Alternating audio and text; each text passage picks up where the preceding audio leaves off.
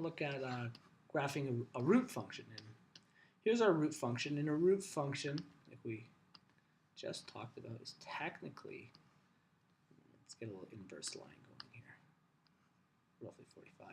A root function is technically the inverse of a quadratic. Okay, so if this is a quadratic, we'll know h at x equals x squared. Then the inverse of that would create a root function like this, and this would be your f at x equals the root of x. Most, like we said, most graphing programs will include the bottom one because it'd be to pass the vertical line test. This function wouldn't pass. So if this doesn't exist, then it will pass. So they usually only draw kind of half the function. But regardless. So what that means is this is subject to the exact same rules of any function when you're translating it. So normally the way they give you a general idea is a function is equal to the a value times whatever function. So the a value is outside of the function. That's why they use this f here.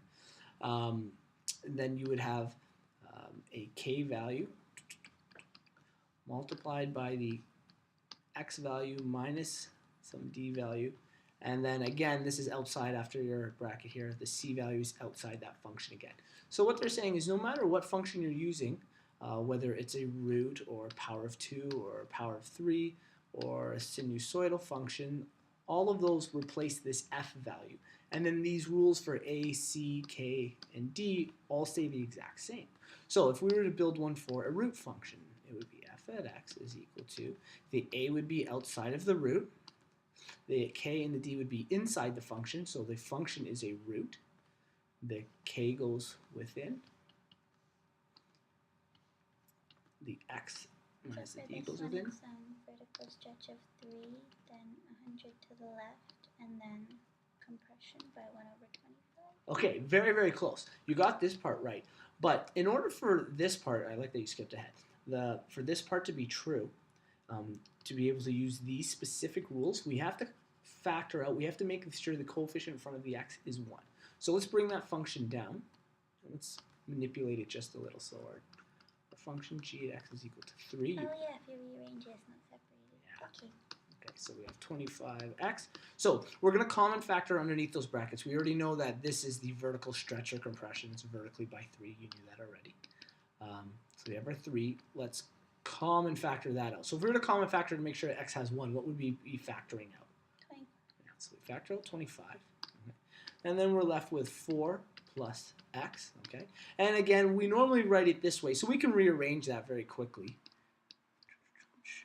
If that's what we're used to, we have our 25, and this is x plus 4. So now we're just dealing with a d value, a k value, and an a value. So since we have that, and we know our rules decently, we know that d is going to shift our function to the left 4 units, because this normally subtract d, so it's the opposite of what's in there. The k value, because it's greater than 1, is going to do a horizontal compression. And then the a value, because it's greater than 1, is going to do a vertical stretch. So if our original function, this will be a rough sketch of it again. So if our original function, our root function kind of looks like this, we're at the origin 0, 0. Square root of 1 is 1. Square root of 2, 3, 4 is 2. So it kind of makes this. I probably shouldn't draw it to scale for what we're about to do, but a vertical stretch is going to pull all of these values up. Okay, so we have something much higher up here by a factor of 3. So horizontal compression is going to push all these factors to the left. So from there, it's going to actually look a lot more like this. It's going to look like it's been vertically stretched even more, even though it's been crushed from this way. Think of it as like it's been pushed from the left, and for the a value, it got pulled up. So they both kind of do the same thing in a root function. It's a similar look to it.